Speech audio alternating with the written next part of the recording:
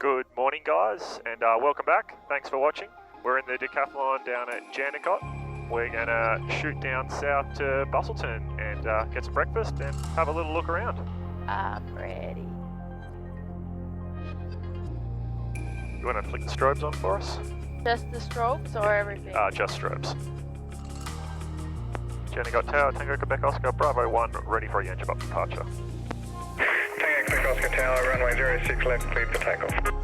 Runway 06 left, clear for takeoff, Tango Quebec Oscar. Alright, straight into the sun as usual. Sleeper 1, go ahead. Sorry, just lost sight of you. Where are you at the moment? Yeah, apologies, we're on perimeter road, clear of taxiway Kilo, we're just going to empty out, we'll be back soon. Jandakot Tower, runway Whiskey Foxtrot, ready, runway 06 left, we enter, bye-bye. Romeo Whiskey Foxtrot, runway 06 left, cleared for takeoff. Clear for takeoff, runway Whiskey Foxtrot. Alright. So just keeping the controls in to keep us straight. We've got about a 12 knot crosswind from the east. Jandakot Tower, morning, flight of 621, holding on Bravo 12, ready, 06 left. Flight of 621 Tower, enter runway 12, hold short, runway 06 Got a point picked on the distance. 12, hold short, 06 left, flight of 621. Wind right, front and left. Coming up on 1,000 feet. We're back at 25. We'll dial up the next freak, 13525, Perth Centre. So I was telling Perrette off camera, but because we've got this howling, or she already knows, but because we've got this howling easterly, it gives us a bit of turbulence off the hills, which is what you're seeing now. So we're going to track for the coast and follow the coast south. Above 3,000 feet, and that should pretty much get us out of all of the bumps. But what we do have here in Perth is a jump ship that runs pretty consistently along the coast here at Rockingham.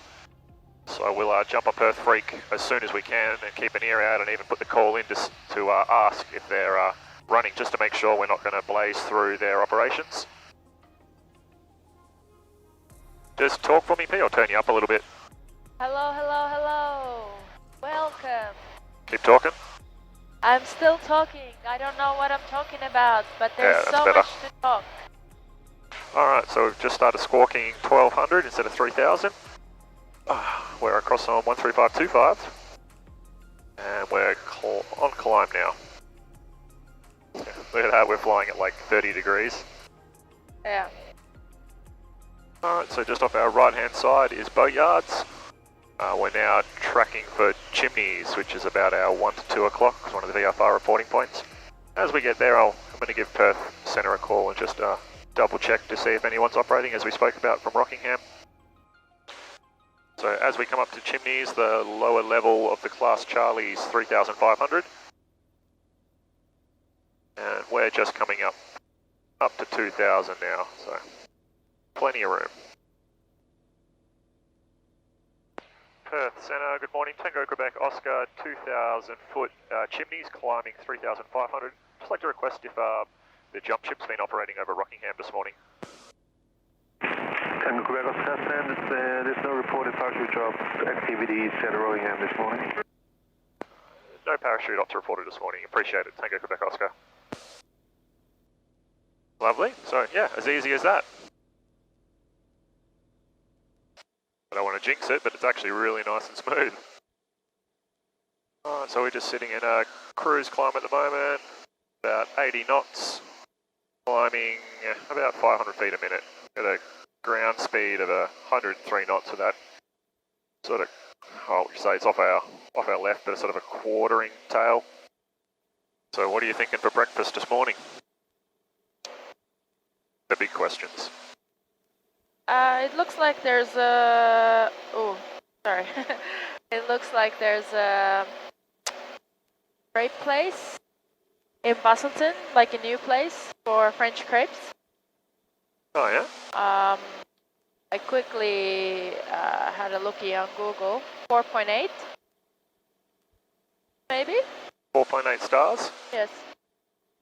I don't think I've been to Busselton since... Well, really, the last time we actually accidentally landed there, which was a year and a half ago, so it looks like a new place since then, so maybe we'll check that out. Yeah. So a year and a half ago was, I just had my private license at the time, didn't I? Yep. And I was, just fresh got my private license and was sort of starting my hours building for my commercial.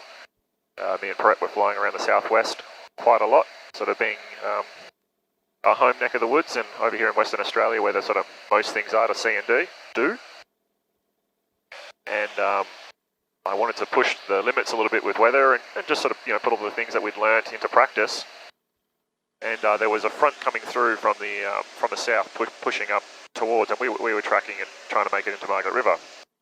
So we had enough fuel to get all the way back to Jandakot if we couldn't get in, and which I suppose technically was my alternate, but also the alternate I had in the back of my mind was Busselton, being a 2,000 plus metre strip, 30 metres wide, and with in the middle of basically a whole stack of flat lands. So we knew the wind there wasn't going to be too much of an issue. It would have been straight down the runway and relatively clean. Where Margaret River was going to have a bit more of a crosswind component, but also has quite tall trees either side of the runway. And you get a lot of turbulence and sort of a downdraft off those trees. Anyway, so we shot down and we got probably 3/4 of the way there, and we could really see the band of cloud. Look, that's okay. It's looking a bit ominous, but no, I was like not okay, but Will was like, she'll be right. We'll be right. And I was like, nah, bro. Turn around. He's like, no, we're gonna give it a go. From that point onwards, I checked out because the weather was horrible. He's downplaying it, just like horrible. Yeah, it wasn't great. Anyway, so we dropped in under the cloud base that would have been about 2,000 feet. Yep. About 2,000 feet, and we started just riding the bottom of the cloud, and we got probably about, it wouldn't have been much more than 20 miles in under the cloud, would it? I don't think. No, you attempted to land. Yeah. You started which would have been about 20 miles in under this band of cloud, this front. And we sort of set up on a long final coming in, and I think at that point I had a 38 knot headwind at about 1,000 feet, 1,200 feet, and I sort of kept going. It was all quite stable. The air wasn't gusty. It was just very constant. And as we got closer, we had to strip inside. And I hope you're looking at my facial expressions. I'm like, we did. And as I started to sort of put all these bits and pieces together, it was the last factor was going to be obviously the crosswind component, my skill level at the time, and these tall trees. There was just no real way of getting in there without avoiding this, what would have been assumably a severe wind shear off the top of those trees. Obviously, we're taught to carry some extra speed in on short final to sort of mitigate that, but on a day like that, I had the potential to be 15 knots, 20 knots worth of wind shear, and I definitely wasn't comfortable to do that at that level in my flying. So we turned around and went for Busselton. So we came back to Busselton, and once again, short final in Busselton, I think we had 20-something knots, 22 knots, 24 knots. Mind you, it was like couple minutes before last light or something. Yeah, sun. At that point, which is all adding to that, that Swiss cheese effect. So we came in, and the wind was more or less straight down the runway. I wouldn't even quite say a quartering on the nose, but had enough rudder authority just to sort of put it down. Landing was fine. Yeah, we taxied in, and as soon as we shut down and started to tie down, the rest of that front hit Busselton, and we must have had a solid 30 knots on the ground.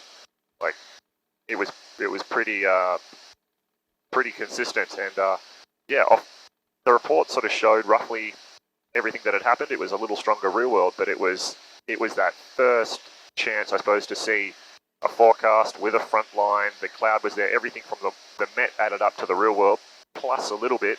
Then we got out there and tested it, and it was sort of like the first time where everything came into play with flight planning, making sure we had enough fuel. What was our alternate? Was our alternate actually going to be good enough for the plane that we were flying, the time, the fuel, my skill level at the time?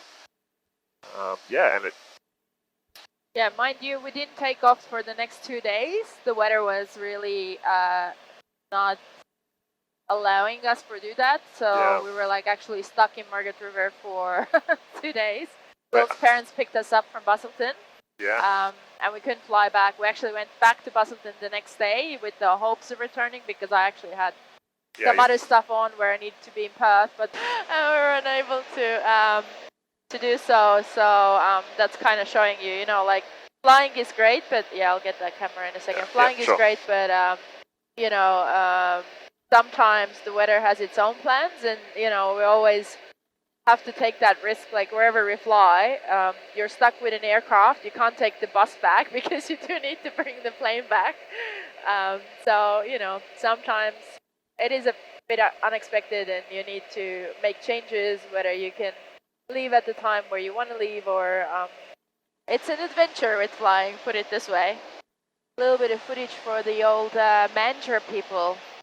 Hi, Mandurah people. That's the Mandurah canals. Is it crabbing season? No. I have absolutely no idea. No, I think that's March is when the crab fest is. Busselton, good morning, Unity 793, flight level 340, cleared when ready, flight level 240. Unity 793, Melbourne Sydney, good day, when ready to send via the start at 9000 on 1020. When ready to send via the start at 9000, QNH 1020, Unity 793.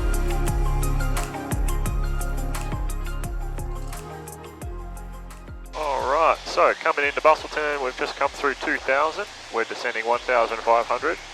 Pretty sure we know what runway, but we're not in any rush, so we'll just come in for the overhead join. We'll overfly the field at 1500, circuit altitude 1000, we'll have a look at the windsock. We'll then peel off, descend on the dead side, so the non-circuit side of the airfield, and then we'll join midfield crosswind at 1000 foot. 2-1? Yeah, 2-1, but yeah, it's just as much of a 90-degree angle as you'll get. Busselton traffic, Decathlon Tango Quebec Oscars descending on the west side of the field for 1000. Midfield crosswind join at runway 21. Busselton traffic. Busselton CTAC 127.0. It's favouring 2-1. 2-1, yeah. But minute. Yeah. Yeah, 90. Excellent. Now we'll just take our time. If I don't get it right, we'll go around. Copy.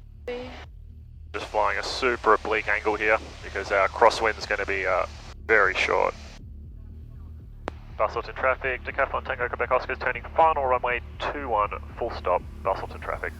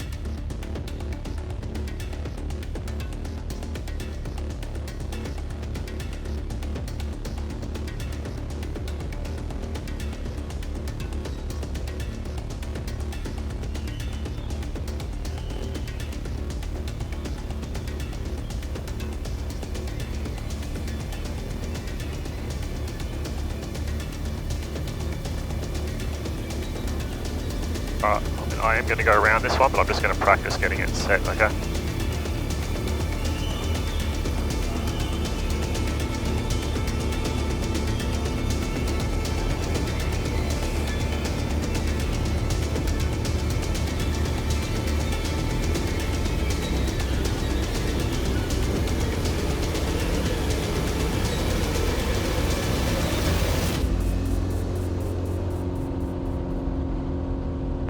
Tango Quebec Oscar going round.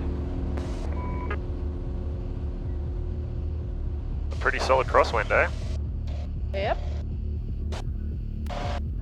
Oh, fuck. That was a bit spicy. That was no bueno.